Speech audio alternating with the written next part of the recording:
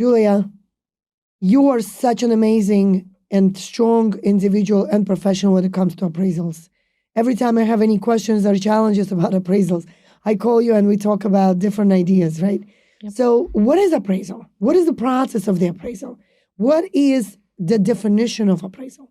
So, sure. And it's always a pleasure, Olga. You could call me anytime because I really do enjoy sharing ideas with you. An appraisal is an opinion of value. There's different types of appraisers. There's jewelry appraisers, car appraisers. I'm a certified general appraiser, which means that I'm a licensed certified appraiser in the state of New York, and that's where I operate. The appraisal process is a multi-step process. It starts out with the client engaging the appraiser to do the appraisal. The second step is for the appraiser to go out and inspect the property. Third step is where the appraiser performs the analysis, which is the actual valuation portion of the analysis. And the final part of the appraisal is where the appraiser concludes everything and summarizes it into an appraisal report, which is then delivered to the client. Interesting. Do you ever get challenged by brokers bothering you? There are some challenges, of course, but I try to keep it more of a learning process. The broker side is a little different side than the appraisal side. So it's we need each other. That's how I like to think about it. So if, let's say, I'm a client and I retain you to do the appraisal evaluation on the property, do you have responsibilities towards me as a client? Absolutely.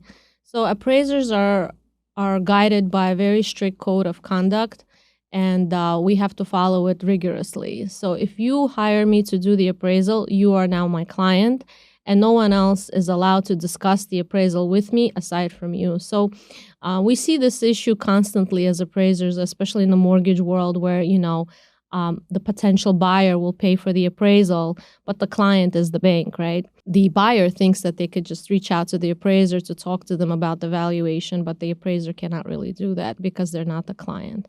The client is the bank. Interesting.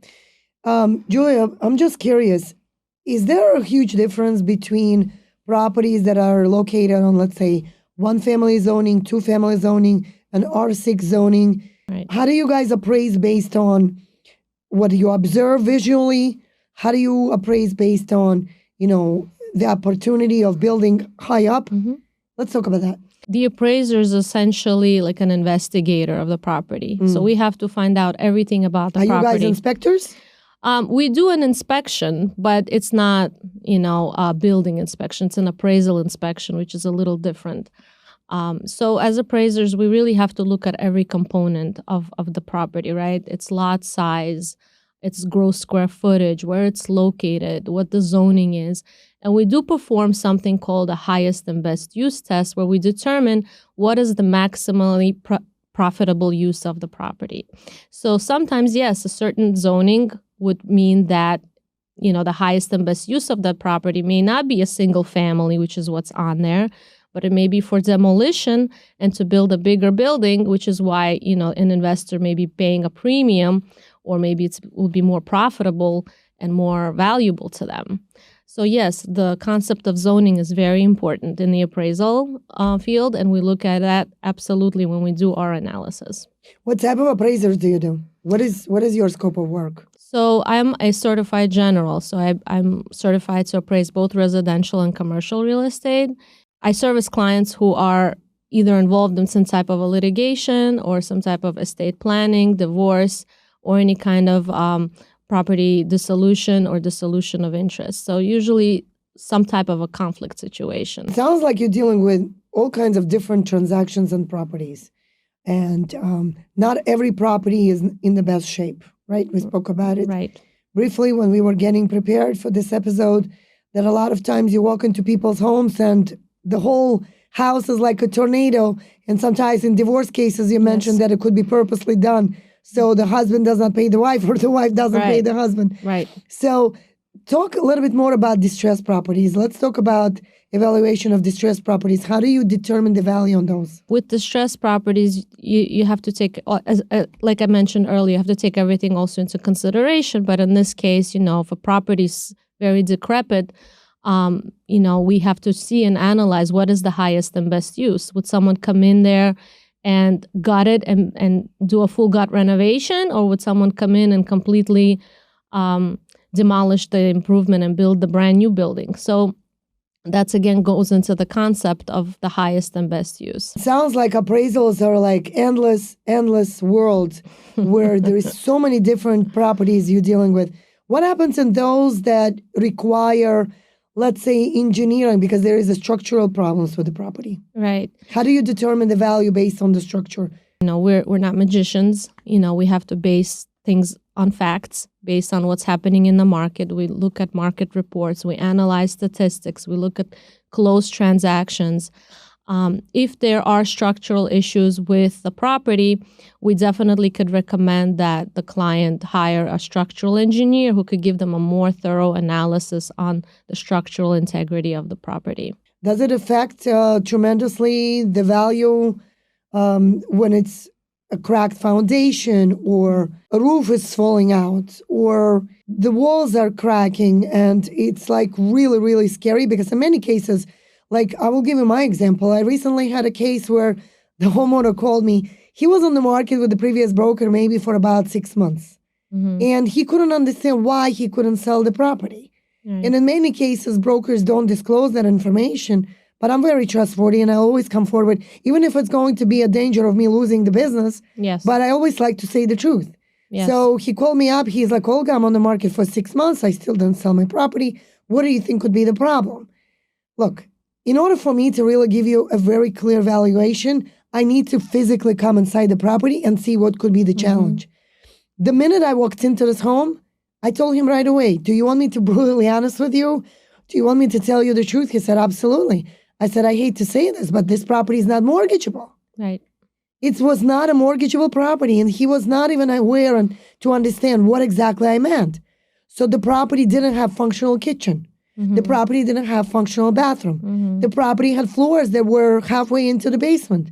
The property didn't have proper walls. Mm-hmm. The property had not, appropriate roof. Yep. And so when it comes to situations like that, I feel like people should understand that not every property will be mortgageable. Right. Not every property could be appraised. Not every property is good for someone to even go to the bank and obtain a mortgage. Right. You guys get property appraisals based on the value of the walls sitting on the property, sitting on the ground, correct? People can't just go to the bank and get mortgage based on the lot that's not functional. Right.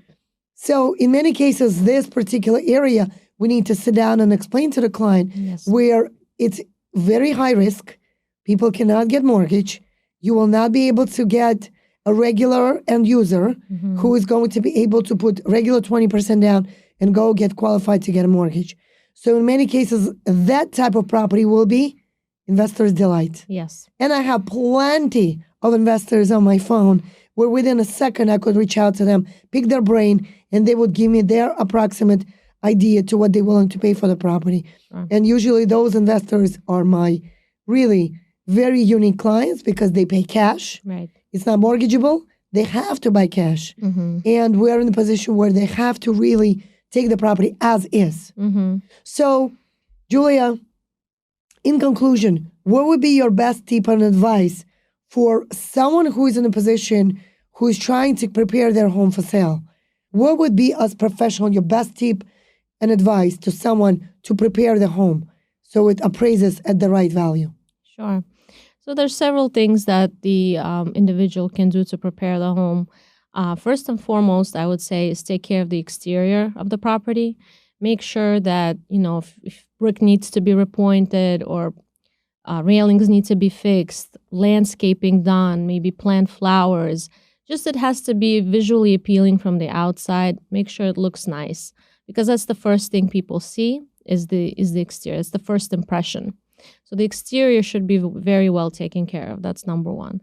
Number two, I would say the interior. It's very important to declutter. It's nice that you have personal items and effects in your home, but it will be better for the potential buyer to really see themselves in the space. So it's best to declutter, paint in neutral colors, and make sure the space is as clean as possible. Even if it's not in the best shape, it's better if it's clean. And the last thing that someone can do is, I guess, point out to the appraiser all the upgrades and improvements that you've done over the years. If you fixed up the roof, point that out. If you, put in a new bathroom or a new kitchen or some appliances, point that out.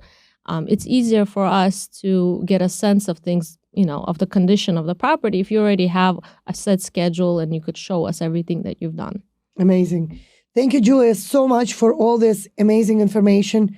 It's definitely very valuable to our audience. And hopefully someone will pick up 1 or 2 tips that they will have really great value out of this. Everyone, please follow Julia. She has an amazing Facebook group where you are building your next generation of business that's all based on the Facebook right now. Yes. Please find her. Please follow. We're going to put out all her information. She runs a real estate appraisal and consulting company with the name AAA Real Estate Appraisers. Please reach out. Stay tuned for more exciting videos. Thank you. Thank you. If you are enjoying our content, please follow us. Please comment. Subscribe to our channels. Please keep sharing to everyone you like. Please keep sharing and ask them to comment. And please understand that your comments are driving us to understand what you guys love, need, and want down the road with more content that we are working on to creating down the road in the future. Thanks everyone for watching and have a blessed day.